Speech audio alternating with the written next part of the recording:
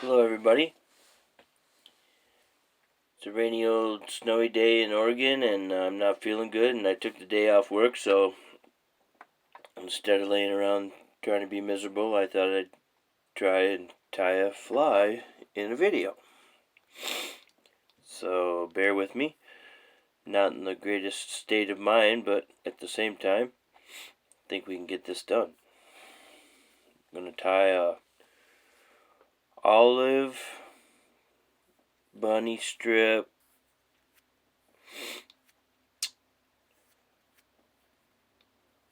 swing fly. Let's call it that. I'm starting out with a 27mm return eye shank from Aquaflies. I'm using 210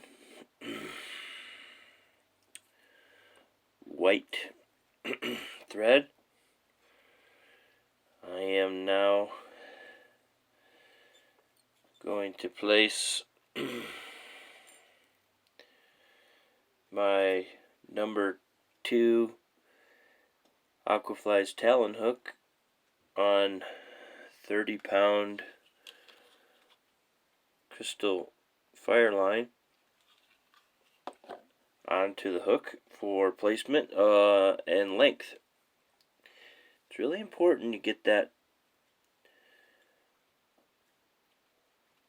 crystal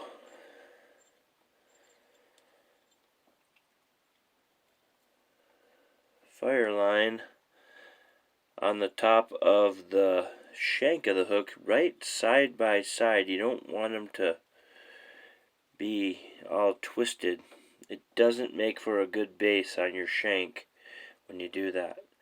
Now before I go and tighten this all down on the shank, I'm going to make sure that I have enough room here to remove my hook, and I want my fly to be anywhere between 3 to 3.5 inches long, and I can do that. Let me move this over just a little bit.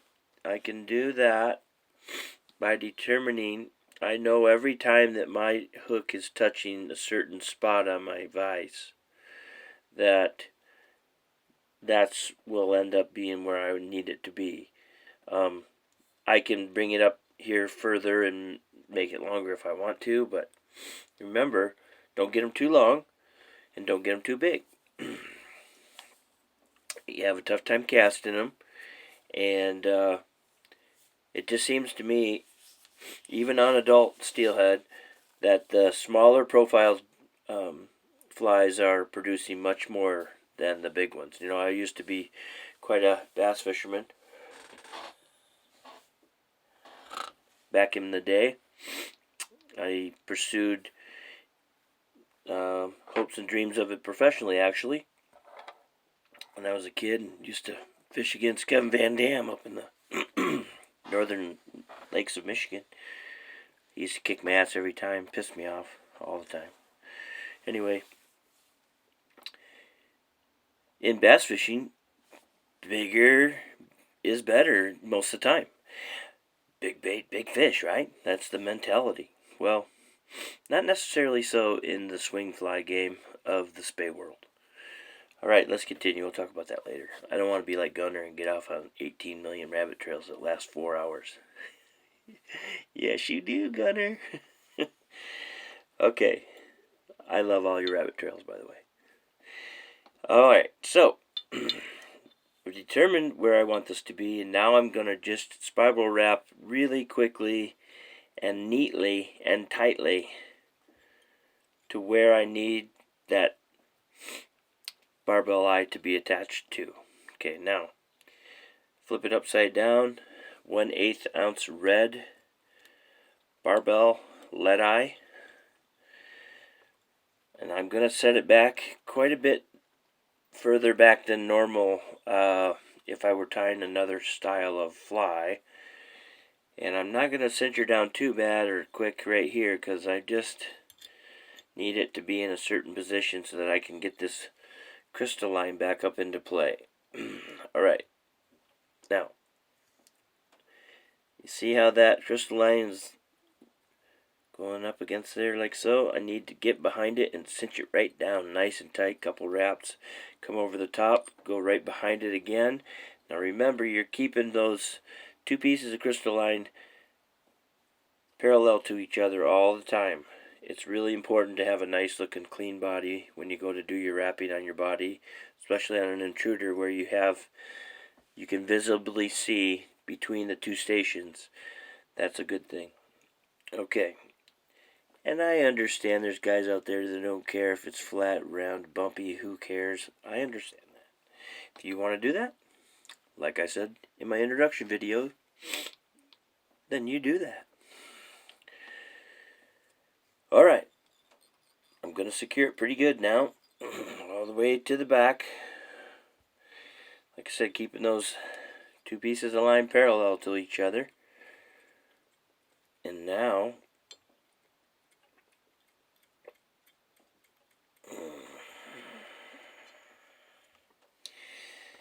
I'm going to get her all the way to the end and cut it off.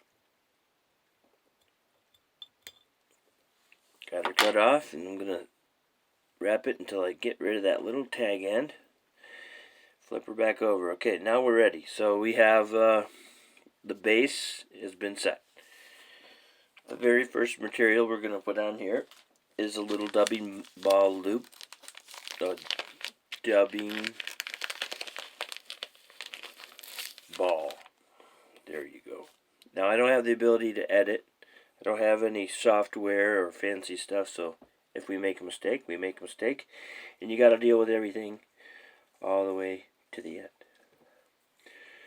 I am using UV Diamond Bright Metallic Brown for my dubbing. I like the color and I like the UV properties. Oh, the phone is ringing. Great.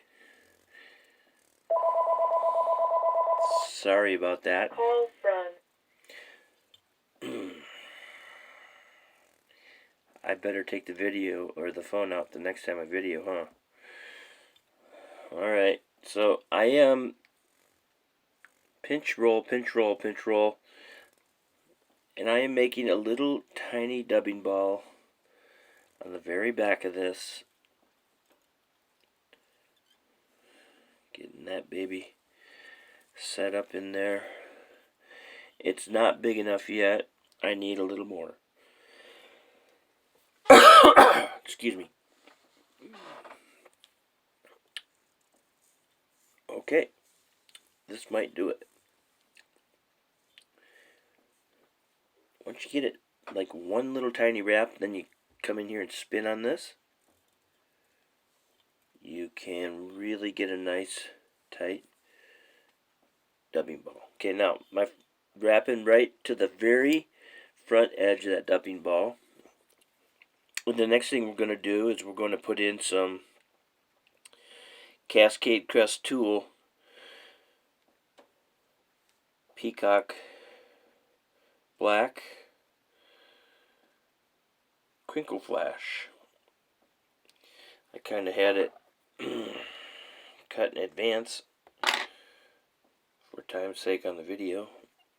It's about 4 strands on each side, so I'm just going to secure it right in the middle like so. And grab this rest of this half and put it over on the back side like that. I'll show you here what it looks like here. There we go. So we got some here on each side, and it's directly on the halfway point of the shaft, or the shank, I mean. Alright, next material we're going to lay in is 3 pieces of black copper foil. This stuff's awesome. Black copper foil.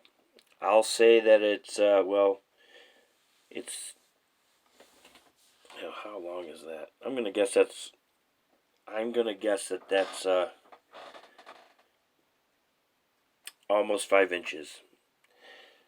Alright, so 3 on this half. Make sure your ends are even.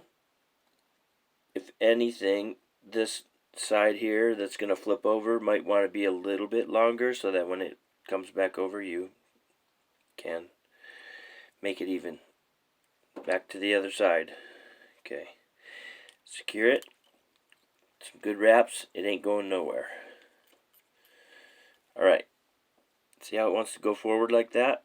That's kind of a good thing, but we got to keep it out of our way. So I'm going to wrap a few more wraps to the rear here. That's good. Awesome. I like it when it flares forward like that. Now we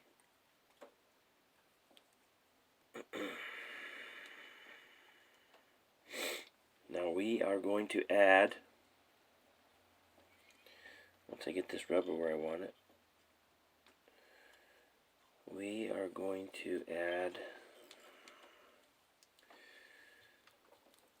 our next piece of material, which is a wonderfully barred strip of green, olive green, Wapsi, regular sized rabbit strip. Now, I have determined from my past experiences about where I need this to be, so I pre-barred it with a black marker, a Copic black waterproof marker. Copic, can you see that? There you go. It has a nice thick end and a nice thin end. Really nice markers. They don't fade in the water. That's why I like the waterproof ones. And then Sharpie would work, but eventually it's going to probably fade. Alright, anyway, now we need to determine the overall length of this fly by doing so. If I take the tip of that leather and touch the tip of the hook, that's about where I want to be. And so what I need to do is expose this leather on the top here without, where'd it go? Here it is. Where my bodkin, without trapping hair. So if I lay it on there where I want it to be, use a little spit on this forward piece to get it out of there. Lay that bodkin right in on top of that rabbit strip hide and pull up, and you'll get that much more hair out of there. See that? Pops right up out of there, and I've exposed now that rabbit strip. Alright. After you gather all of your materials to the back so that you don't trap anything, all your flash and all your rubber legs, go ahead and secure that to the shank.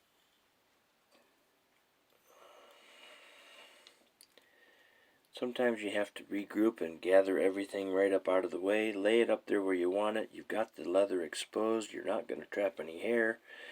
And go for it.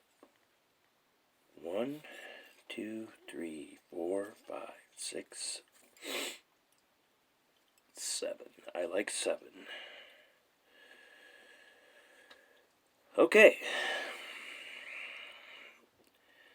Now, I'm going to use some of the rest of this rabbit strip to work the fly forward and provide a back collar, if you will. Collar perhaps is not the right term, but that's what I'm going to call it. Here we go. Alright. I'm not sure how many wraps this is going to end up taking to do, so you get your thread up here ready at the capturing point. Okay. And you make sure, once again, all of your materials are out of the way. And you gotta it's the beginning here is a little bit, you gotta have it pulled back pretty tight and on an angle, and get that so that it's laying flat on the shank. Okay, so I know my hands are in the way here, but doing the best we can here. Here we go. So nice tight and pull right to the top. Make sure you don't have anything in the way. Do it again. 2. Right in front of the other wrap. Okay, not on top of, but right in front of. Right in front of. There we go. Good. See how it's starting to build up that back body? Alright, now, you have to consider what's in front of you and what you want to do. We're going to make a composite loop, so we need room from about here to here to wrap that composite loop. So I might try one more wrap of this, but it's going to be rather tight, and I like that. Alright, now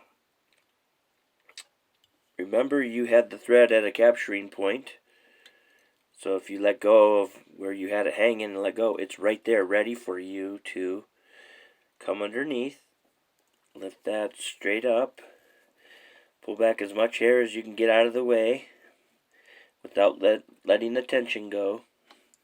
And now I'm going to secure, whoops, too much thread out on my bobbin, bumped the camera. Rookie move. Alright, here we go. I can see a little hair trapped in there, and if I can and do and I want to, and I want as much hair in there as possible, I'm going to pick it out with my bobbin before I come in here with my scissors and clip that out of there.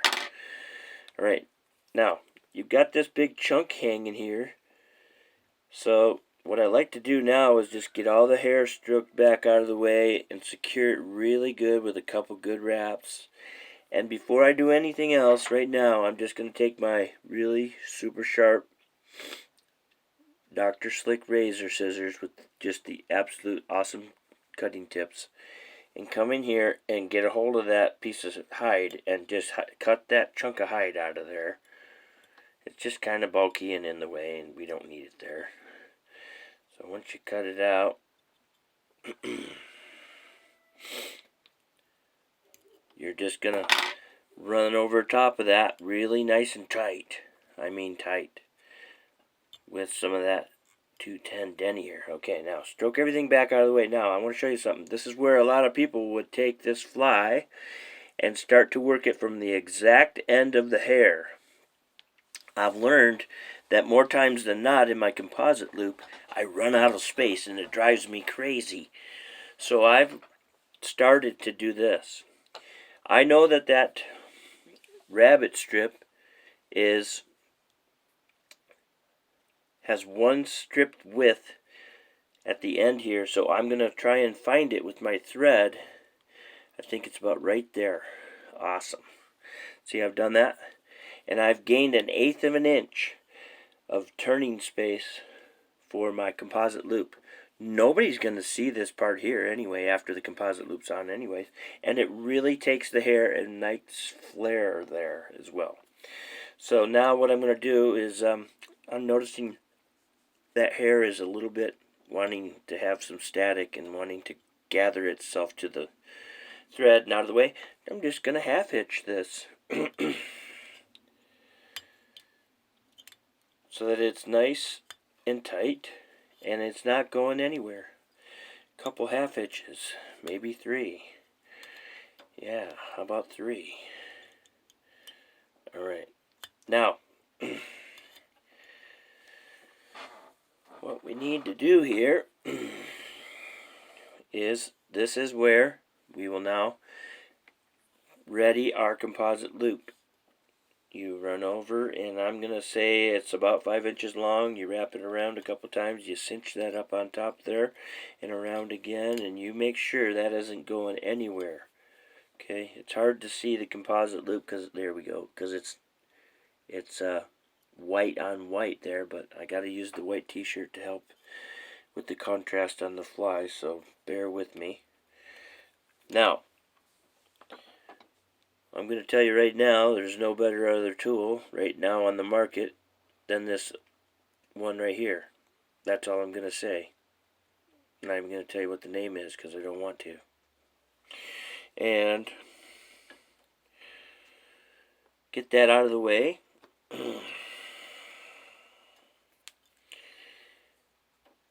Run some wax on there. Okay. Wax is key to a composite loop. Now, I'm going to have to do another video on the building of the composite loop. I probably should have built this off to the side and had it ready, but I didn't, so I'll just walk you through what we're going to do. The same dubbing we started with, the metallic brown Spirit River. We are going to line it up at about 2 inches worth on Jerry French's composite loop card. It's a good guide, okay? It's a good basis. You can take and draw a line on your table. You don't have to use one at all. You can make your own. It doesn't matter. Alright. Now the first item that's going into the composite loop is some Senyo Predator Wrap. Now this current piece that I've selected has still on the little thread there. So I need to cut it off in a way that I'll be able to handle the materials and put that material onto the top of that stack of dubbing. Alright, now if you fold it over in your hand while it's still on the cord, okay, grab the top of that cord, stroke it all out. Before you cut the cord end, you might want to check this end here and make sure everything's all stroked in their place. Got her ready where you want her to be.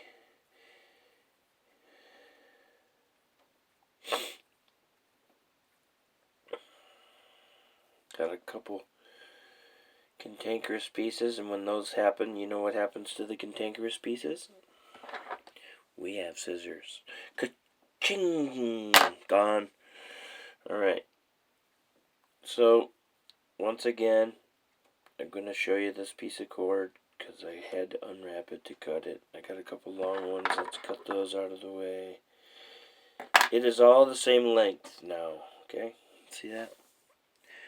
And I'm just going to gather one end of the cord to the other end of the cord, which allows me to pinch the materials in my hand so that the cord is nicely lined up like so. Now I'm going to take my scissors and cut as close to that cord as possible to keep the length desired for the loop. Okay? Pinch it with your hand like so. Lay it, after you spread it out just a fuzz, lay it on top of your forward station on your card there and get ready for the next step. I have selected for the next step of the composite loop some black Arctic fox hair. I just bought this from Rogue Valley Anglers. Nice little chunk of black Arctic fox. I'm going to comb out before I snip it. It's first time out of the bag. Looks good. Love it already. If you don't know anything about these hair patches, they have a lot of insulation stuff in there that hinders your ability to create action in a fly. You need to get rid of it. Alright, so I'm going to select a tiny little, just a chunk, a pinch between my fingers here. I'm going down to the base of the Arctic fox, and with my super sharp Dr. Slick razor scissors, I am going to reach in and just snip me out a little hunk of this, yay, like so. Okay, now this coming out of here, I can already tell it's too long. But before I do anything with it, I'm going to take my handy dandy comb again, and we're going to comb all that out of there. Look at my shirt. Look at that. See? That's all bad. Bad news. Not good. Don't want that. Now, you can throw this out of the comb away. I like to save mine. Put a little bin. And every little chunk I get, I put in a bin. Then later on, I go and make these really cool custom colored dubbings. And you don't waste much that way. We worked too hard for this. Now, this has some really long guard hairs that I really kind of want to get rid of. So if I kind of lightly grab this on one end and I just grab those long hairs, I can remove them quite easily. See how those long hairs now? They're gone. Sometimes they're cool to leave them in, but for this pattern, we don't want to do that. I'm going to do it one more time, actually. There we go. So now my piece is very light, can pass through it. It's about the length I want it to be. I'm going to cut it off just a little bit on the end. I'm going to cut a 1/4 inch of that off. Straight line, nice cut. I've got that all ready to go. Now I'm going to just spread it out a little bit and lay it into my composite loop on top of that dubbing. Now the first stack that the Predator wrap is 50-50 on the center line, and this one is like just over the center line, so that we get the ultimate length of the Arctic Fox and all the effect we need to have. Now, I like copper in a lot of my flies, and I have this product called Ripple Ice Fiber. Now this says orange, but I'm telling you this is not orange, this is copper. And what I like to do is I'm going to take a few strands out of the bag, not a ton, just a few, like this, okay? Now I'm going to gather them, and I'm going to find the center, like so. Once I gather them and find the center, I'm going to take my scissors, stick it in that center, fold it over the scissors, cut it. Okay, now I have all the ends are the same on this end, and I have this pinch of piece right here, which is going in on top of, after I spread it out a little, that black Arctic Fox hair. Alright, now it's in there, all spread out and ready to be wrapped up into the composite loop. Now composite loop has a layer, then whatever you're going to tie in, and then a layer. Now the two layers are like it's like a sandwich. Dubbing is a piece of bread. Your materials are the peanut butter and jelly, and then the top piece of dubbing is like the top piece of bread in a sandwich. All right. So now it's going to take me another pinch of the dubbing. Remember, I learned this from Jerry French, this whole process. It took me about a year to really get good at it, and the very first words out of his mouth when he was teaching it to us was, less is more. Less materials produces more action and a better composite loop. Everybody gets this, I just got to pack everything in there I can pack. Well, what happens is it traps itself. It gets big. It gets bulky. It doesn't move the way it needs to. Less is more. Okay? All right. I have this dubbing loop off to the side now. And I want to take my hand and just smash it down so that it all is one piece. All right, now I've got it ready, and I'm going to get ready to bring it into the loop now. So we'll be back on camera with all the rest of the materials and what we're going to do here in a minute. There is a material you will need in wrapping this composite loop. It's composite loop juice. It's just water, okay? I have a lot of fun with this. You don't know how many people have asked me, what is composite loop juice, and where did you get it, and what does it do? I'm just being silly, folks. It's water. Now, Jerry likes to have a bowl and get his fingers wet. I like to spray it. I'll show you how we're going to do it. Let's do it now. All right. So, gather up your loop and get ready. You want it between your fingers so that you can widen that baby out. See all that wax on there? That's your friend. Reach over here and grab your composite loop. Get it up in here. Stick it in your loop. Make sure that your thread is your imaginary line that came from the card. You want it right down the center of that. Reach for your tool. Put it in here and get your finger out of the way immediately.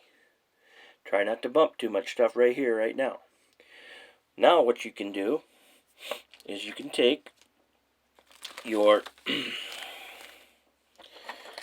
bodkin or your whatever you want to use, and you reach in here. If you pull on it, did you see it spin? Okay, that's kind of not good right now because I don't need it spinning. Because I'm going to put my finger behind it, and all I'm going to do is come in here and I'm going to spread out the materials a little bit further than they already are, so they're not stacked up on top of each other. And then if I wanted to, I could have a little bit more room on this black, on this black. I can literally pull it out of the loop for length right here if I want to. I have the length I want, and there's a little bit extra at the top here. I could take the time to cut that out, but I've learned that it's a kind of a step that you don't have to do, but you can do. I'll just leave it at that. All right, now this is a really important part. You want to make sure that we're going to spin it. We're going to make sure we get all this out of the way. Now I'm going to take my finger, I'm going to lay it in the crease of my finger, and I'm just going to let her rip. Okay? See that? Let her rip. I'm going to take my bodkin, and I'm going to pick all that out. And as I do, it tightens itself, and all those materials start to stand up. Okay? And they aren't going anywhere. Now, it is inevitable that you will have materials that come out. And that's okay. You know why? Because they don't want to go to the party anyway. So you don't want them in there anyway. Now, the other best friend of a composite loop is a good toothbrush.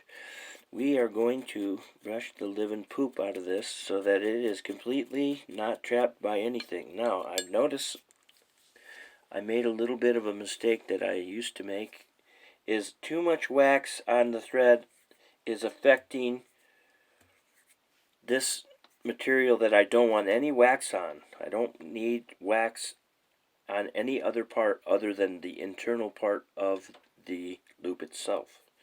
Okay, so be careful with your wax so you don't over wax. And now it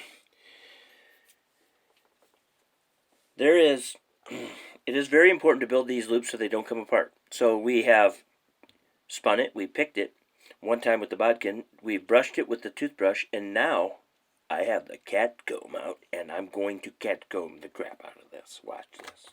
I am not messing around. This thing